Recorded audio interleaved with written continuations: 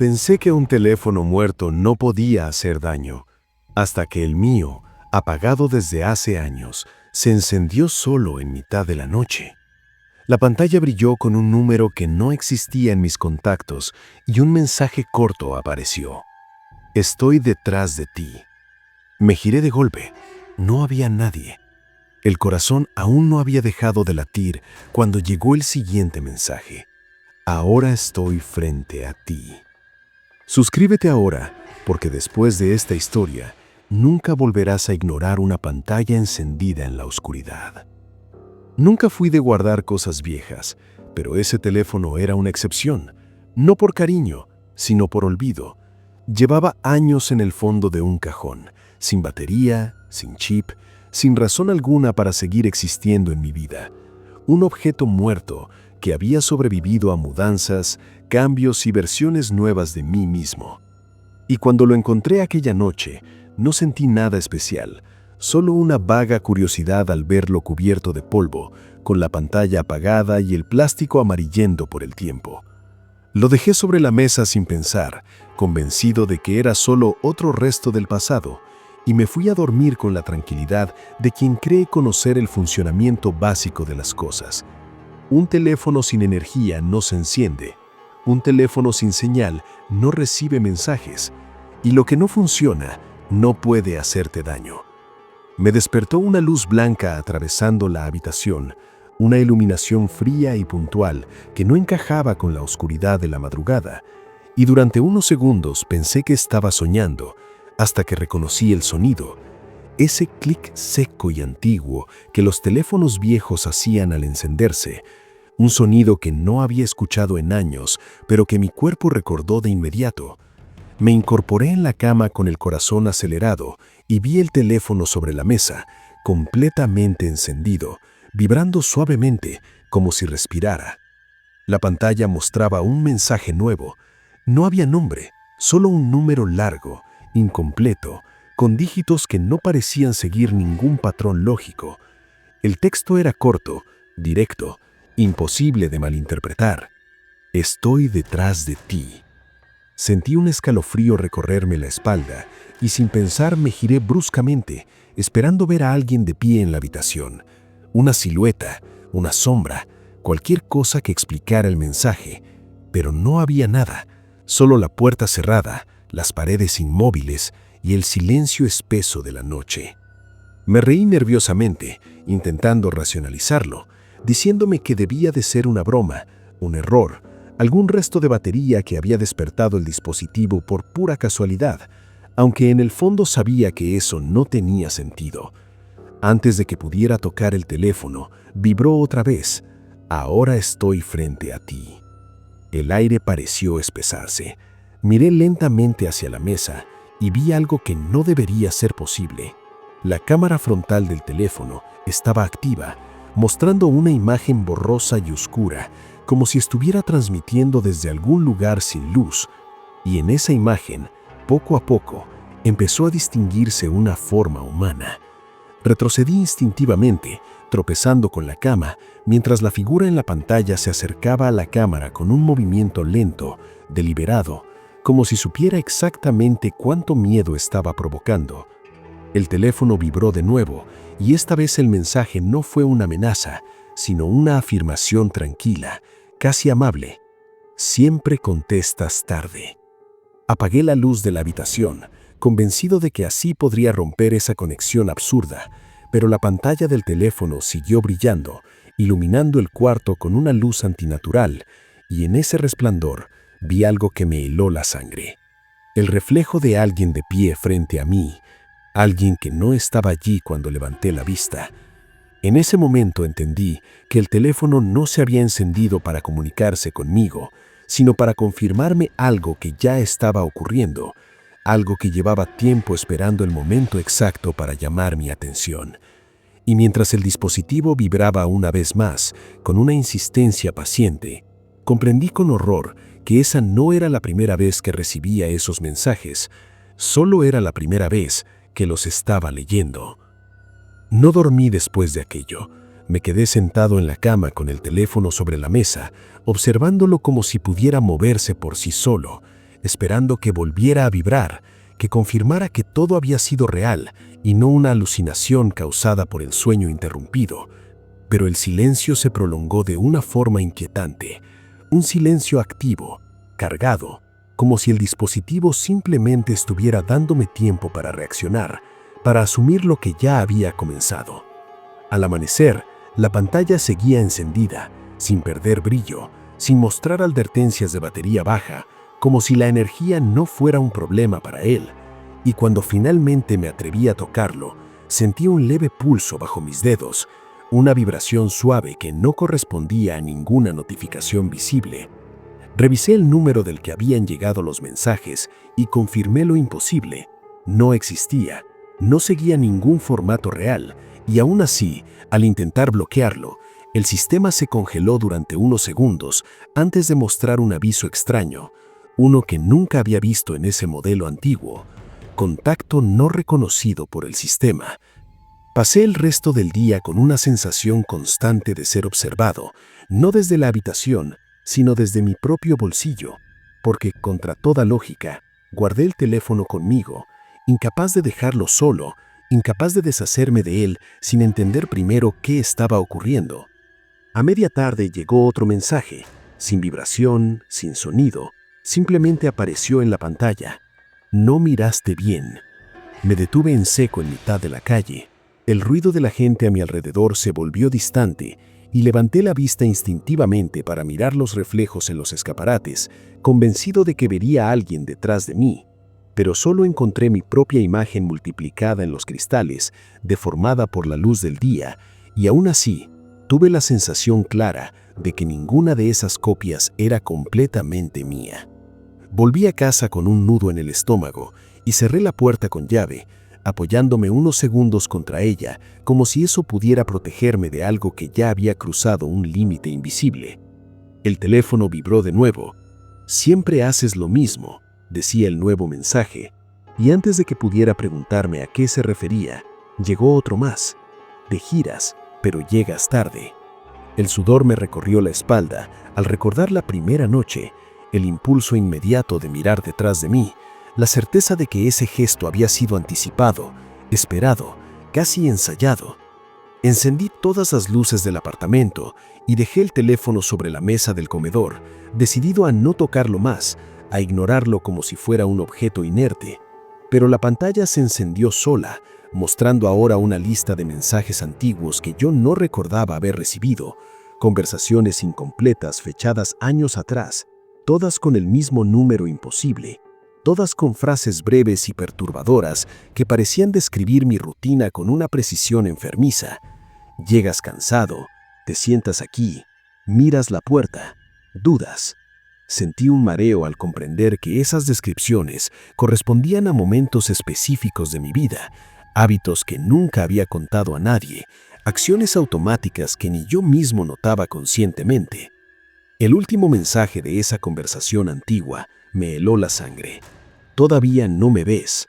La pantalla cambió de repente y la cámara frontal volvió a activarse sin mi permiso, mostrando el comedor desde un ángulo ligeramente distinto al que yo veía, como si el teléfono estuviera siendo sostenido por alguien más, alguien situado a pocos pasos de mí. Di un paso atrás, el corazón golpeándome fuerte, y en la imagen vi cómo una sombra se deslizaba lentamente hacia el centro del encuadre, una silueta humana sin rasgos claros, detenida justo frente a la cámara, observándome. El teléfono vibró una vez más y apareció el mensaje que hizo que mis piernas temblaran: «Ahora sabes que siempre estuve cerca». En ese instante, entendí que el teléfono no se había encendido para comunicarse conmigo, sino para confirmarme algo que ya estaba ocurriendo, algo que llevaba tiempo esperando el momento exacto para llamar mi atención. Y mientras el dispositivo vibraba una vez más, con una insistencia paciente, comprendí con horror que esa no era la primera vez que recibía esos mensajes, solo era la primera vez que los estaba leyendo. No dormí después de aquello. Me quedé sentado en la cama con el teléfono sobre la mesa, observándolo como si pudiera moverse por sí solo, esperando que volviera a vibrar, que confirmara que todo había sido real y no una alucinación causada por el sueño interrumpido. pero el silencio se prolongó de una forma inquietante. Un silencio activo, cargado, como si el dispositivo simplemente estuviera dándome tiempo para reaccionar, para asumir lo que ya había comenzado. Al amanecer, la pantalla seguía encendida, sin perder brillo, sin mostrar advertencias de batería baja, como si la energía no fuera un problema para él. Y cuando finalmente me atreví a tocarlo, sentí un leve pulso bajo mis dedos, una vibración suave que no correspondía a ninguna notificación visible. Revisé el número del que habían llegado los mensajes y confirmé lo imposible. No existía, no seguía ningún formato real, y aún así, al intentar bloquearlo, el sistema se congeló durante unos segundos antes de mostrar un aviso extraño, uno que nunca había visto en ese modelo antiguo. Contacto no reconocido por... Después de la llamada, el apartamento dejó de sentirse mío. Cada habitación parecía ligeramente desplazada, como una copia imperfecta del lugar que había habitado durante años. Y aunque no había nada visiblemente fuera de sitio, tenía la certeza constante de que algo se movía cuando yo no miraba, ajustándose, acomodándose a una presencia nueva que ya no necesitaba esconderse. Decidí apagar el teléfono de una vez por todas, arrancarlo de la mesa y mantener presionado el botón de encendido hasta que la pantalla se volvió negra. Y durante un breve instante sentí alivio, una calma frágil que duró exactamente lo que tardó el dispositivo en vibrar dentro de mi mano, encendiéndose de nuevo sin mostrar ningún logotipo, sin ninguna animación, solo una cámara frontal activa que me mostraba a mí mismo desde un ángulo imposible, ligeramente elevado, como si alguien más me estuviera observando desde dentro del cuarto. Retrocedí, dejando caer el teléfono al suelo, y la imagen no se interrumpió. Al contrario, se estabilizó, enfocándome con una precisión inquietante, siguiendo cada uno de mis movimientos con una suavidad que no correspondía a un aparato tan antiguo. La pantalla se dividió en dos y junto a mi imagen apareció otra transmisión, un plano fijo de la puerta del apartamento desde el pasillo exterior.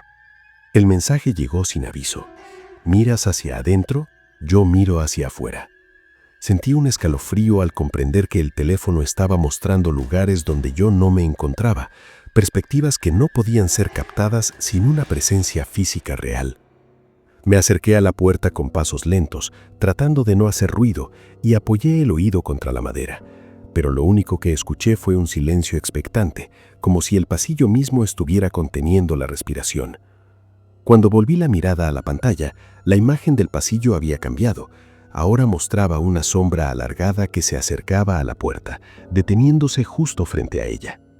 El teléfono vibró una vez más. «No abras todavía», decía el mensaje, con un tono que parecía casi protector, y esa contradicción me heló la sangre más que cualquier amenaza directa. Las luces del apartamento comenzaron a fallar, una por una, sumiendo el lugar en una penumbra irregular, mientras la pantalla del teléfono se convertía en la única fuente de luz estable, iluminando mis manos, mis brazos y algo más detrás de mí que no me atrevía a identificar.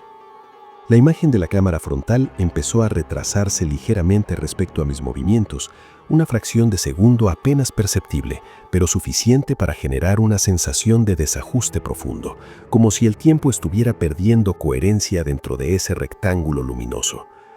Moví la mano y vi cómo mi reflejo en la pantalla tardaba en imitar el gesto, y cuando finalmente lo hacía, noté algo que me hizo contener la respiración. La mano en la imagen se movía con una intención propia, cerrándose un poco más de lo necesario, como probando un control nuevo. El mensaje apareció justo entonces: «Déjame intentar». El pánico me paralizó mientras comprendía que la pantalla ya no era solo un medio de observación, sino un punto de contacto, una superficie desde la cual algo estaba aprendiendo a sincronizarse conmigo, a ajustar ese pequeño retraso que antes había sido su única limitación.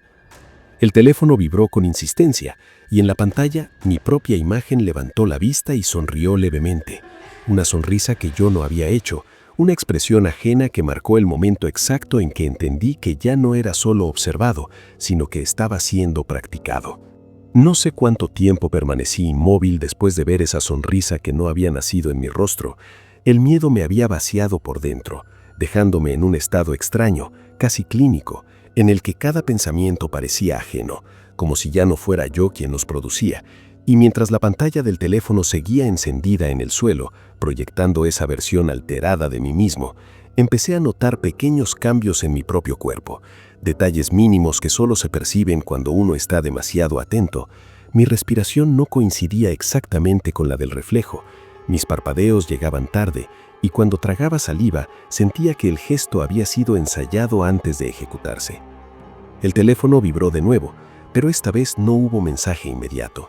En lugar de texto apareció un contador, números que descendían lentamente sin ninguna explicación, y supe sin saber cómo que aquello no era una amenaza, sino una preparación.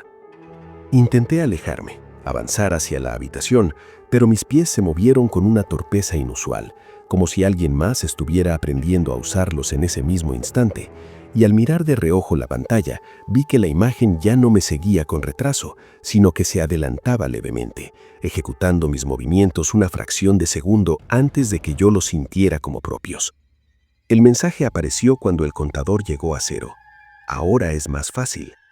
Un mareo intenso me obligó a apoyarme contra la pared, y en ese contacto sentí algo que no debería ser posible, una presión desde el otro lado, como si la superficie respondiera a una fuerza similar a la mía, imitando el gesto con una precisión inquietante. La pantalla cambió una vez más y mostró el interior del apartamento desde múltiples ángulos simultáneos, cada uno ligeramente desplazado, como si alguien estuviera comprobando qué vista encajaba mejor, cuál resultaba más cómoda.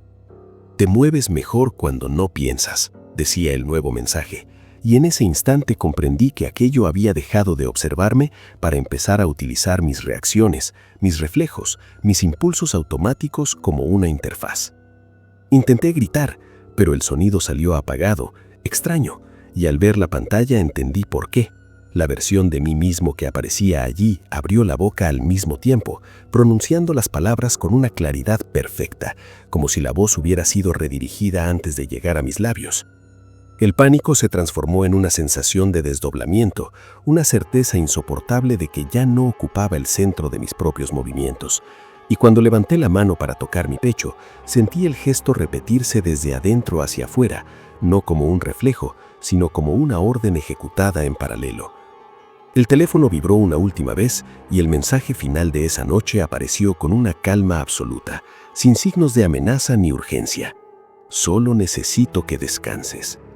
Fue entonces cuando mis rodillas cedieron y caí al suelo, mientras la pantalla, aún encendida, mostraba cómo esa otra versión de mí se inclinaba ligeramente hacia la cámara, ajustando su postura, como quien por fin encuentra la posición correcta antes de ocupar un lugar que siempre había estado reservado.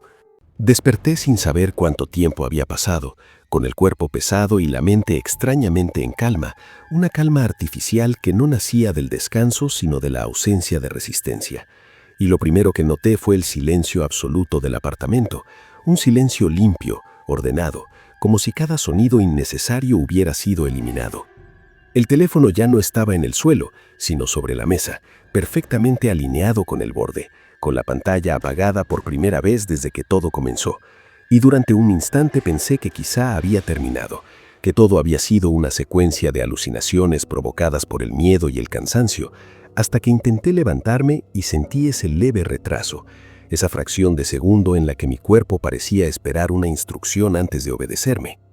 Caminé hacia el baño y me miré en el espejo, encontrando mi rostro de siempre, tranquilo, todavía más tranquilo, con una expresión que no reflejaba el caos que recordaba haber vivido. Y fue entonces cuando entendí que el problema no estaba en la pantalla, sino en mí. Mis movimientos eran precisos, eficientes, desprovistos de duda, como si alguien hubiera optimizado mis gestos eliminando la vacilación humana. El teléfono vibró suavemente desde la mesa y sin sentir sorpresa regresé para leer el mensaje que acababa de llegar. Gracias por esperar. No sentí miedo, y esa ausencia fue lo más aterrador de todo, porque comprendí que el miedo había cumplido su función y ya no era necesario. Salí del apartamento y noté cómo la gente me miraba de reojo, no con alarma, sino con una incomodidad difícil de explicar, como si percibieran algo ligeramente fuera de lugar en mi manera de moverme, de observar, de ocupar el espacio.